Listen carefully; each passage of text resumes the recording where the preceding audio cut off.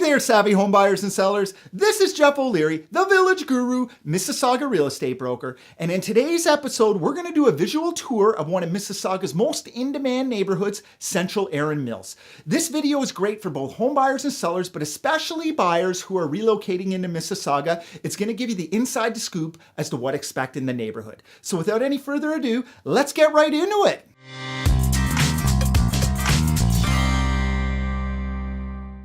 Today we're going to look at one of Mississauga's most well-known neighborhoods, Central Erin Mills.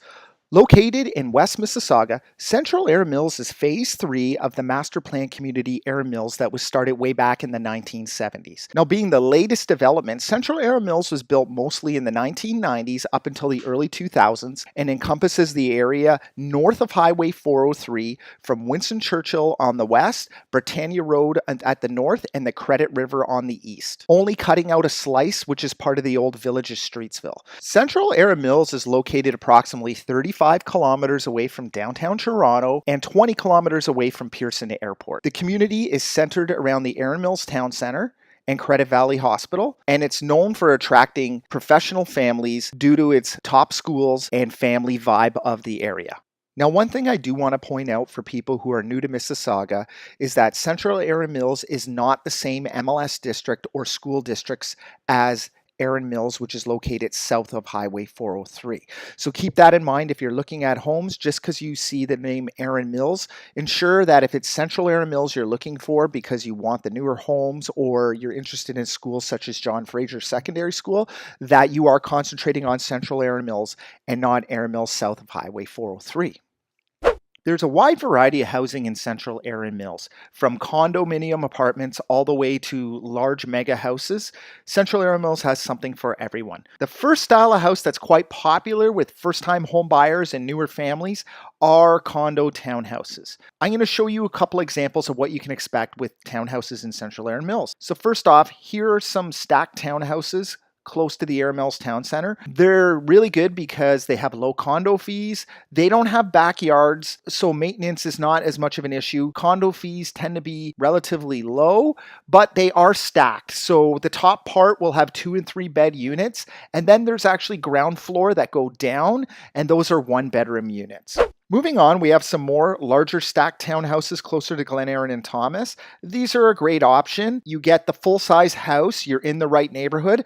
The only real issue, because I've lived in one of these, is that the stairs, there's a lot of stairs in this unit. So they are stacked, so they appeal more to younger buyers, because what I find is as people get older, they don't like the amount of stairs that these stacked townhouses will have. Next, we're going to look at another nice townhouse complex near the Erin Mills Town Center, all brick homes, well maintained, excellent area, perfect for a full family. And here we go, another complex closer to Britannia. Again, a lot of kids in these complexes, as you can see. Good starting spot when you want to be in Central Erin Mills. Now, Central Erin Mills also has some more lifestyle townhouse complexes, and here's one on the Chase. This is actually an older complex, has been around for quite some time. What I find is it's a very well-maintained complex and people really like it, and on top of it you can find a lot of renovated units in there, and if you're somebody who might want to do some renovation to your unit, make it a real entertaining space, the Chase is a good complex. Also, some more nicer, larger townhouses located along Glen Erin,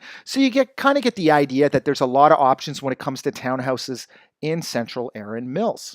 Moving on, there are some freehold and semi-detached options. However, the majority of homes in this neighborhood are full detached houses. However, to give you an example, here is one street on Westbury Court where there are semi-detached houses in the neighborhood. You can also find some freehold townhouses, and this is located south of Eglinton. These are a little older. They were built in the 1990s, whereas most of the area Central Mills, once you get north of Eglinton, is a little newer. Next, we're going to go over detached houses in Central Erin Mills, and again, this is the vast majority of homes in this neighborhood. When we look at housing in Central Erin Mills, I'm going to divide it into 3 distinct areas, just because of the time frame the homes were built and also the predominant style. So the first area I want to look at is the area south of Eglinton Avenue between Winston Churchill and Mississauga Road.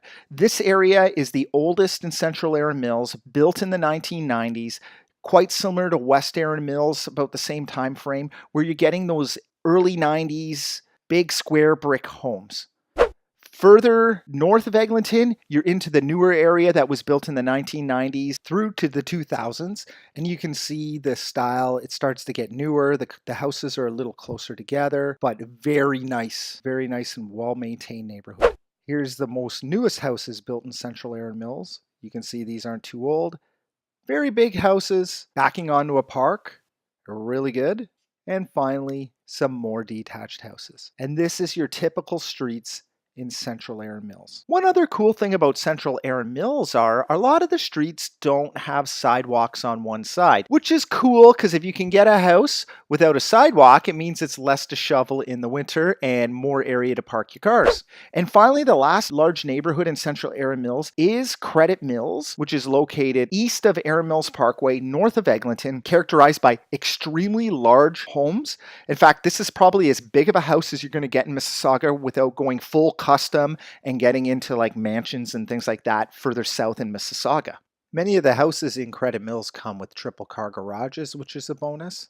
And you can see they're very widely spread apart and there's just excellent curb appeal of the community. It is a really nice place. Finally, the last major housing style in Central Erin Mills is condo apartments. All the development that's been happening recently and will continue into the future will have to do with high-rise condominiums. Here's an older condo that was built about 20 years ago called Parkway Place. Very nice units. In fact, this is one of a few gated communities in Mississauga, so you have a gate guard at the front, not just in the building. Very well-maintained area and backs onto a nice park, nice pool, just a really good location. Also directly across from Erin Mills Town Center, really easy to get to. Here's another example. Most of the condos are situated along Eglinton Avenue West. Here's Papillion Place, all those buildings.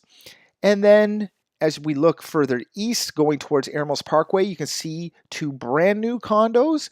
And then if we go down, all of this area along Eglinton will be developed. You can see the cranes now, and by the time you're watching this video, maybe all these buildings will be built. So this is where the high concentration of condos are, and it's really good because you have access to transit, and again, you're right across from Erin Mills Town Center, which you can't see, but you have a lot of stores and amenities very close within walking distance. So now we're going to go over some of my favorite things about Central Erin Mills. First are the amenities. As I said earlier in the video, Central Erin Mills was developed around the Erin Mills Town Center. So if we zoom into the satellite view, you can see that it's a community of houses, but all of this area right here is the mall, and then along Eglinton Avenue is all commercial stores, supermarkets, specialty shops, and restaurants. So the community definitely centers around. Also, just east of Erin Mills Parkway, south of Eglinton, you have the Credit Valley Hospital with its cancer center. So everything is concentrated in this area in Central Erin Mills. Next, let's talk about transportation in Erin Mills. Central Erin Mills has great access to highways, including Highway 403, 407, and you're not far from either the QEW or the 401 in the north. Central Erin Mills is also very close to Mississauga City Center. You can take a bus on the MyWay Transit Way, the Rapid Transit Way, or you can drive there on the 403 and literally be at Mississauga City Center in like 5 to 10 minutes. One other thing I'd like to point out is Central Erin Mills itself is surrounded by a number of other neighborhoods within minutes away. Best example is Streetsville Village, just a 5-minute drive, where again, if you live in Central Erin Mills, you can go to the village of Streetsville to see the older buildings, eat at a small restaurant, go to a boutique shop, or enjoy some of the neighborhood festivals such as the Bread and Honey Festival. Also further south, you have Erin Mills, where you can enjoy all the parks, Erindale Park, or even drive all the way down to Port Credit to enjoy the lakefront vibe of Mississauga. In terms of transportation, Central Erin Mills is centrally located between a number of highways, but it's also serviced primarily by the Streetsville GO train station. Now, if you want to drive a little further south, you could even go right down Erin Mills Parkway to the GO Lakeshore line to the GO train station in Clarkson, which will get you into downtown Toronto 20 minutes earlier, and also have a train that runs all day, 7 days a week. Finally, one of my favorite things about Central Erin Mills is that it's a family-friendly community. So you have a number of parks you can see highlighted in green. Now, it's not as extensive as an older neighborhood such as Meadowvale or Erin Mills south of the 403, but you still have quiet streets where kids can play. It's not too busy once you get off the main roads, and a good community for raising a family. Now, one of the claims to fame of Central Erin Mills are the schools, especially the two high schools, John Fraser for the public school and St. Aloysius Gonzaga for the Catholic school. Both are top-ranked schools in Ontario, and many buyers from outside of Mississauga, in fact outside of Canada, already know of these schools, and when they come to Mississauga, this is a destination they want their children to go to. Now, when you're shopping for a house and you're looking at getting your children into one of these top schools in Central Erin Mills, the only piece of advice I can give you is to double check the boundary before you buy the house, especially if you're moving into a newer condo, because some of the primary schools have gone over cap and they're actually not sending the children to the school that the condo is actually located in. This could be a bad thing, especially if you wanted to get into a particular school. So what I always say is double check, make sure you know where your children will be going to school, because a lot of home buyers, this is a big thing and one of the primary reasons that they move to Central Erin Mills. Well, I hope you enjoyed our tour of Central Erin Mills in Mississauga. Be sure to check out all our videos on the villages of Mississauga. It's a great resource for info. If you like this video, give it a thumbs up, subscribe to my channel, and share it with your friends. I'm Jeff O'Leary, the Village Guru, and have yourself a great day.